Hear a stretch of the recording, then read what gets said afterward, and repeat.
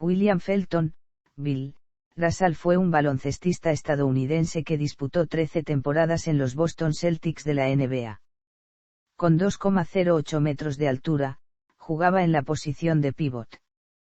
Fue el máximo estandarte de la dinastía de los Celtics que ganaron 11 campeonatos en 13 años y en ese lapso disputaron 10 finales consecutivas.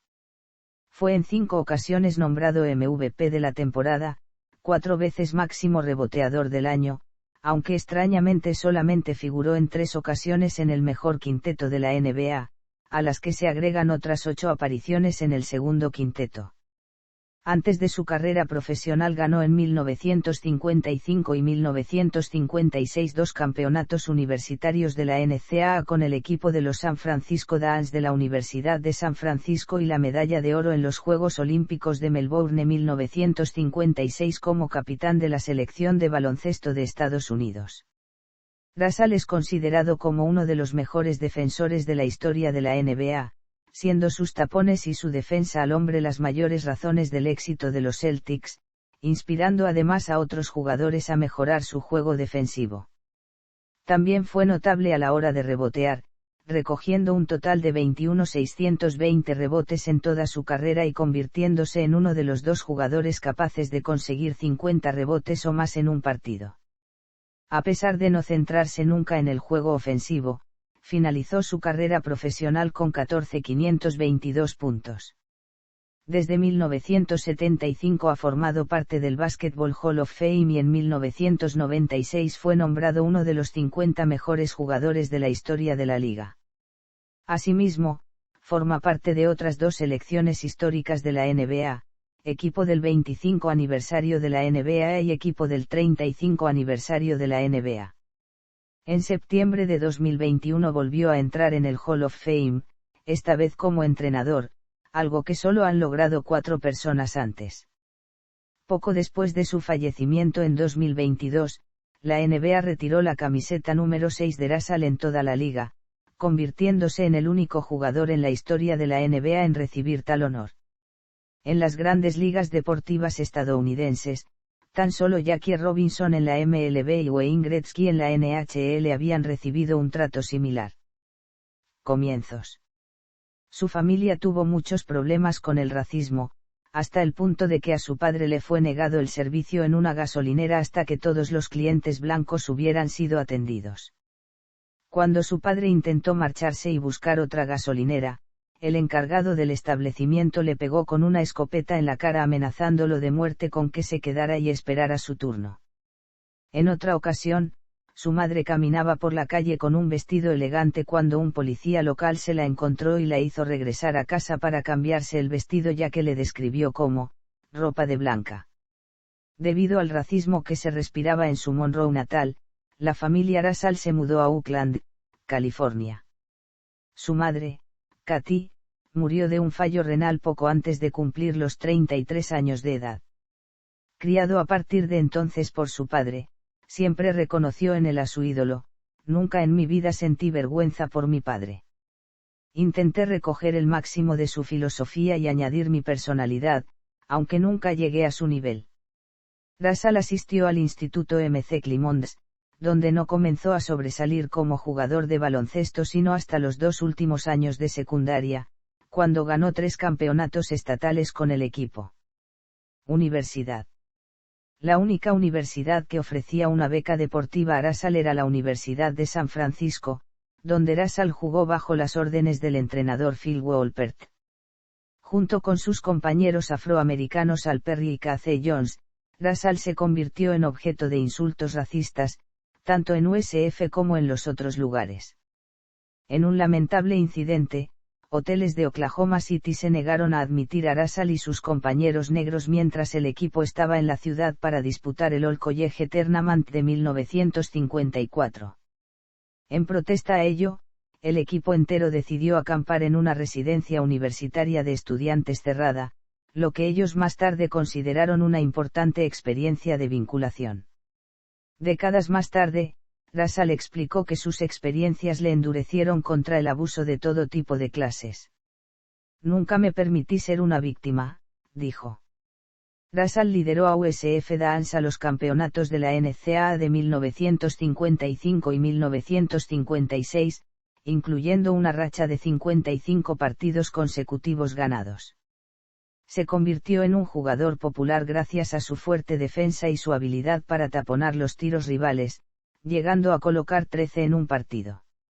John Wooden, entrenador de UCLA Bruins, dijo de Russell que era el mejor defensor que jamás he visto. Durante su carrera universitaria, Russell promedió 20,7 puntos y 20,3 rebotes en 79 encuentros. Fue tan dominante que forzó a la NCAA a modificar varias reglas, las que vinieron a ser conocidas como las reglas de Russell. Tras la temporada de 1955, se decidió ensanchar la línea de tiros libres de 6 a 12 pies, lo que obligaba a los pivots a jugar más lejos de canasta. También se convirtió en ilegal tocar el balón cuando éste se encuentra en trayectoria descendente a canasta. Además del baloncesto, Russell representó a USF Dance en competiciones de atletismo. Compitió en la carrera de 402 m, pudiendo completarla en 49,6 s, y en salto de altura, siendo elegido por la revista Track y Field News como el séptimo mejor saltador de altura del mundo en 1956. Ese año, Russell ganó los títulos de salto de altura en la reunión amateur de Central California y del Pacífico, y en la West Coast Relays. En esta última competición, realizó uno de sus mejores saltos, alcanzando los 2,06 m, solo 6 centímetros menos que los alcanzados por el campeón olímpico aquel año. Tras su carrera en San Francisco, los Harlem Globetrotters le invitaron a unirse a su legendario equipo. Sin embargo, el propietario Abe Seiperstein solo negociaba directamente con el entrenador de Russell, por lo que el pívot rechazó la oferta. Alegó que si Seiperstein era demasiado elegante para hablar con él, entonces él era demasiado elegante para jugar para Seiperstein. En cambio, Russell se declaró elegible para el draft de la NBA de 1956. Draft de 1956. En el draft de 1956, el entrenador de Boston Celtics Red Auerbach, había puesto sus ojos sobre Russell, pensando que su intensidad defensiva y su capacidad reboteadora era lo que los Celtics realmente necesitaban. Sus pensamientos eran poco ortodoxos, ya que por aquel tiempo los pivots destacaban por su juego ofensivo y por prestar poca atención a la defensa. Sin embargo, las posibilidades de conseguir a Russell parecían remotas, ya que tras quedar los Celtics segundos la temporada anterior su elección en el draft era demasiado baja. Además, Auerbach ya había usado su elección territorial para elegir al alero Tom Heinsohn. Pero Auerbach ya sabía que Rochester Royals, equipo poseedor de la primera elección del draft, iban a seleccionar al joven reboteador Maurice Stokes y que no estaban dispuestos a pagar los $25,000 que solicitaba Russell. St. Louis Hawks, segundos en el draft, eligieron a Russell, pero el equipo deseaba hacerse con los servicios de Ed Macauley, jugador 6 veces All-Star de los Celtics y nativo de St. Louis. Auerbach aceptó negociar con los Hawks por Macauley solo si entraba en la operación el joven Russell, y después de que los Celtics estuvieran de acuerdo en incluir también al rookie Cliff Hagan, el traspaso se hizo oficial. En ese mismo draft, los Celtics también escogieron a K.C. Jones, compañero de Russell en San Francisco Dance. Esa noche la franquicia consiguió hacerse con los servicios de 3 futuros miembros del Hall of Fame y campeones de la NBA como eran Russell, Jones y Heinsohn. Dicha elección del draft y el mencionado intercambio posterior fueron considerados, con la perspectiva del tiempo, uno de los más importantes intercambios de la historia del deporte estadounidense. Juegos Olímpicos de 1956. Antes de su primer año como profesional, Russell fue capitán de la selección nacional estadounidense que compitió en los Juegos Olímpicos de Melbourne 1956. Russell tuvo la opción de saltarse el torneo y disputar la temporada completa con los Celtics, algo a lo que el pívot rehusó. Posteriormente comentó que hubiera competido en salto de altura si hubiera sido rechazado por el equipo de baloncesto. Bajo la tutela del entrenador Gerald Tucker, Russell ayudó al combinado estadounidense a ganar la medalla de oro derrotando a la Unión Soviética en la final por 89-55. Estados Unidos dominó el torneo, ganando a sus rivales por una diferencia de 53,5 puntos por partido de promedio. Russell lideró al equipo en anotación con 14,1 puntos por encuentro, mientras que Jones, compañero de equipo suyo en los Celtics, aportó otros 10,9 por partido. NBA 1956-59. Russell no se pudo unir a los Celtics en su primera temporada en la NBA hasta diciembre de 1956 debido a su grandísimo compromiso olímpico. Tras su regreso de Melbourne, Russell disputó 48 partidos y promedió 14,7 puntos y 19,6 rebotes por partido, liderando la liga en esta última categoría estadística. Durante la temporada, en el equipo jugaron 5 futuros miembros del Hall of Fame: Russell, Tom Heinsohn, Jim Loscutoff, Bill Sharman, Bob Cousy y Frank Ramsey, saliendo desde el banquillo. En los años previos a la llegada de Russell, los Celtics eran un equipo anotador pero pobre en defensa. Sin embargo, con la presencia defensiva de Russell, los Celtics fundaban el inicio de una de las dinastías más largas en la historia del deporte. En la primera temporada el equipo logró un balance de 44-28, consiguiendo una plaza de acceso a playoffs. En el primer partido de la primera ronda ante Syracuse Nationals, liderados por el futuro Hall of Fame Dolph Schayes, Russell completó uno de los mejores partidos en su carrera.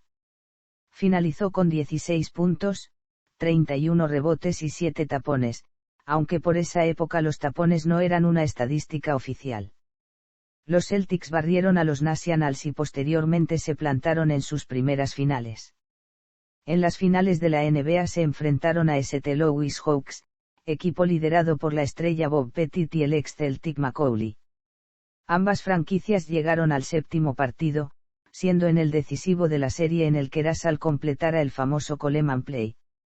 Russell se encontraba en la línea de fondo de su propio campo cuando Jack Coleman recibió un pase a media pista, llegando el pívot de los Celtics con la suficiente velocidad y potencia como para taponarle la a priori fácil bandeja que se preparaba a realizar el jugador de los Hawks. El tapón conservó el 103-102 para los Celtics en el marcador a falta de 40 segundos para el final del partido. El encuentro se decidió en la prórroga, donde los Celtics se impusieron por 125-123, ganando su primer anillo de campeón. En la temporada 1957-58, Russell promedió 16,6 puntos y 22,7 rebotes por partido, récord de la liga. Un interesante fenómeno ocurrió esa campaña en la NBA. Russell fue nombrado MVP de la temporada, pero fue elegido en el segundo mejor quinteto de la liga, algo que ocurriría constantemente a lo largo de su carrera.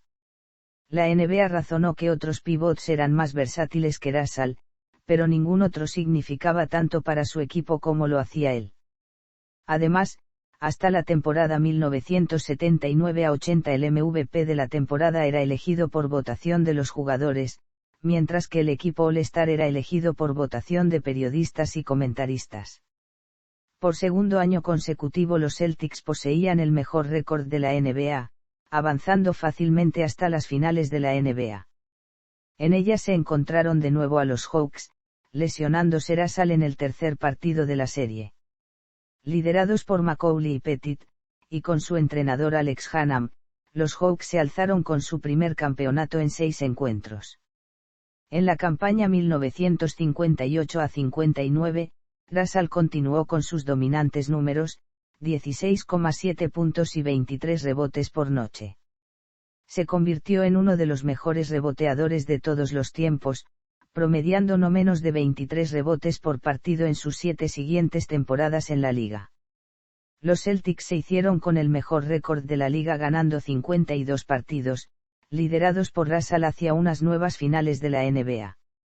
En las de 1959, los Celtics barrieron a Minneapolis Lakers por 4-0 y conquistaron su segundo anillo.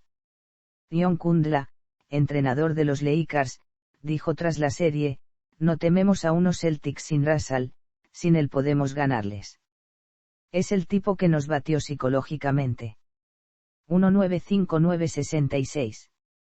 En la temporada 1959-60, debutó el rookie Wilt Chamberlain, pívot de Philadelphia Warriors que hoy en día aún mantiene numerosos récords individuales tanto en partido como en temporada, incluyendo algunos asombrosos como los 100 puntos o los 55 rebotes en un encuentro y promedios de 50,4 puntos por noche en una temporada regular. La rivalidad Russell-Chamberlain, tanto en lo defensivo como en lo ofensivo, se convirtió en una de las más intensas y legendarias del baloncesto. Aquella campaña los Celtics ganaron 59 partidos incluyendo una racha de 17 consecutivos, encontrándose con los Warriors de Chamberlain en las finales de división. Chamberlain superó a Russell en anotación por una diferencia de 81 puntos, pero los de Boston se llevaron la serie en 6 partidos. Años más tarde, la rivalidad Russell-Chamberlain fue protagonista de un libro titulado The Rivalry del periodista deportivo John Taylor. En las finales de 1960, los Celtics ganaron a los Hawks tomándose la revancha de hace 2 años y consiguiendo su tercer campeonato de la NBA. Russell atrapó 40 rebotes en el segundo partido de la serie, añadiendo además 22 puntos y 35 rebotes en el séptimo y decisivo choque, liderando la victoria por 122-103 de los Celtics. En la campaña 1960-61, Russell completó otro año de ensueño, promediando 16,9 puntos y 23,9 rebotes por partido. Su equipo consiguió un balance de 57-22, batiendo a Syracuse Nationals por 4-1 en las finales de división y llegando otro año más a las finales de la NBA, donde por segunda temporada consecutiva privaron del título a los Hawks. Russell firmó un promedio de 18,9 puntos y 23,6 rebotes por encuentro en la temporada 1961-62, mientras que Chamberlain batía todos los récords firmando 50,4 puntos por partido en dicha campaña y anotaba 100 puntos en una sola noche. Los Celtics se convertían en el primer equipo en llegar a las 60 victorias, siendo Russell elegido el MVP.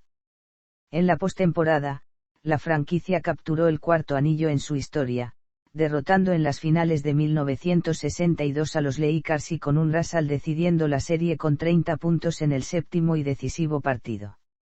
Antes de la campaña 1962-63, el veterano base Bob Cousy se retiró del baloncesto y los Celtics eligieron a John Havlicek, otro futuro Hall of Fame.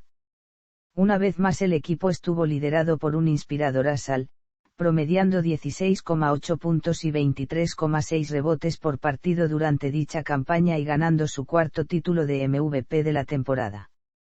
Además, por primera vez en su carrera consiguió el MVP del All-Star Game, tras anotar 19 puntos y capturar 24 rebotes para el este. Por quinto año consecutivo, los Celtics ganaron el anillo de nuevo ante los Lakers en 6 partidos. En la siguiente campaña, la 1963-64, unos Celtics dominantes llegaron de nuevo a las finales tras derrotar a Cincinnati Royals y San Francisco Warriors de Chamberlain por 4-1 en ambas series. Sería el séptimo anillo en 8 temporadas de Russell, sexto consecutivo, una racha histórica sin precedentes. Anotó 15 puntos y 24,7 rebotes por partido, liderando la NBA en rebotes por primera vez desde que Chamberlain llegó a la liga. Russell tuvo otro año excelente durante la 1964-65, promediando 14,1 puntos y 24,1 rebotes por noche y guiando a los Celtics a 62 partidos ganados. Además, consiguió su segundo título consecutivo de máximo reboteador y el quinto MVP de la temporada en su carrera. En los playoffs, los Celtics sufrieron para eliminar a Philadelphia 76 y a Ares del recién fichado Chamberlain. Russell hizo valer su MVP de la campaña tanto en el tercer partido como en el quinto, donde contribuyó con 28 rebotes, 10 tapones, 6 robos y 7 asistencias. Sin embargo, aquella serie tuvo un final dramático para los 76 y a Ares pero glorioso para los de Boston. 5 segundos antes del final del séptimo partido, los Celtics ganaban 109-110, perdiendo Russell el balón. Sin embargo, un saque de fondo mal dirigido de Al Greer hizo que John Havlicek robara el balón, causando al comentarista de los Celtics Johnny Most gritar las legendarias palabras, "Havlicek stole the ball. It's all over. Johnny Havlicek stole the ball". Tras las finales de división, los Celtics vencieron fácilmente en las finales de la NBA a los Lakers en 5 partidos y se coronaron un año más campeones de la NBA. En la siguiente temporada, los Celtics ganaron su 8º título consecutivo. Esta vez, el equipo de Russell eliminó de nuevo a los 76 Ers, plantándose en las finales con los Lakers de rivales por segundo año consecutivo y por 4ª vez en 5 años. Esta vez, la serie estuvo más igualada, decidiéndose en 7 partidos. Durante la temporada regular, Russell aportó 12,9 puntos y 22,8 rebotes por encuentro, siendo la primera vez en su carrera que bajaba de 23 rebotes de promedio. 1.96669. Antes de la temporada 1966-67, el legendario entrenador de los Celtics Red Auerbach se retiró y nombró a Russell entrenador-jugador, convirtiéndose en el primer afroamericano en dirigir un equipo de la NBA en la historia.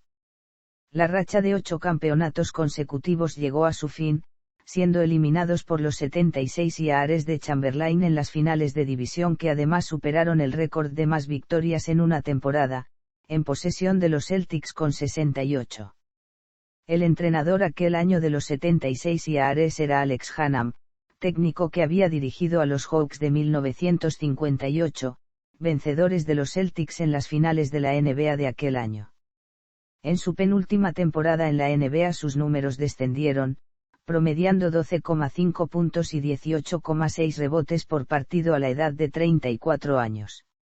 En las finales de división, parecía que los 76 Ers iban a eliminar a los Celtics de nuevo, ya que tras 4 partidos el resultado era de 1-3 para los de Filadelfia.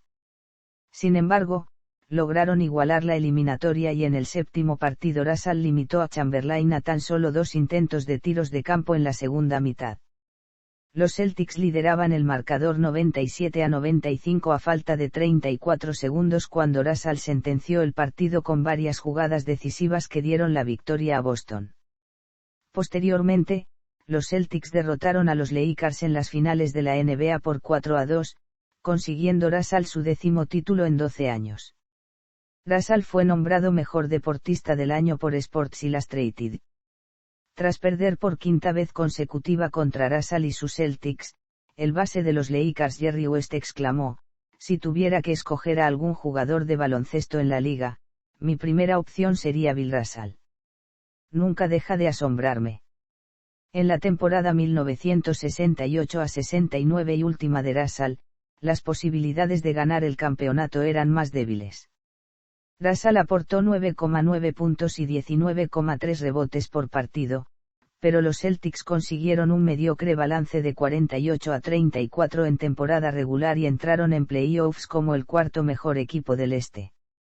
Boston llegó de nuevo a las finales, encontrándose un año más a los Lakers como rivales, aunque esta vez los californianos partían como favoritos con Jerry West, el Jim Baylor y el reciente fichaje de Wilt Chamberlain. Tras 6 partidos, la serie estaba igualada, contando los Celtics con serias posibilidades de ganar el campeonato. En el 7º encuentro, iban por delante con una diferencia de 9 puntos a falta de 5 minutos, además de que Chamberlain dejó el partido por una lesión en la pierna. La fortuna parecía que podría cambiar cuando Chamberlain pidió regresar al partido, pero inexplicablemente el entrenador de los Lakers Bill Van Bredakouff decidió mantener al pívot sentado en el banquillo hasta el final pese al disgusto de West. Los Celtics ganaron el campeonato y Russell consiguió su 11º anillo en 13 años. A la edad de 35 años, Russell atrapó 21 rebotes en su último partido en la NBA. La siguiente campaña los Celtics firmaron un 34-48 como balance de la temporada regular, quedándose fuera de los playoffs por primera vez desde 1950 e ilustrando con este hecho la importancia que tenía Russell en el equipo. Carrera postjugador. Los Celtics retiraron el dorsal 6 de Russell en 1972, y 3 años después entró a formar parte del Salón de la Fama de baloncesto. Russell, que tenía una difícil relación con los medios de comunicación, no asistió a la ceremonia de ninguno de los dos acontecimientos. Tras retirarse como jugador, fue entrenador de Seattle Supersonics y Sacramento Kings.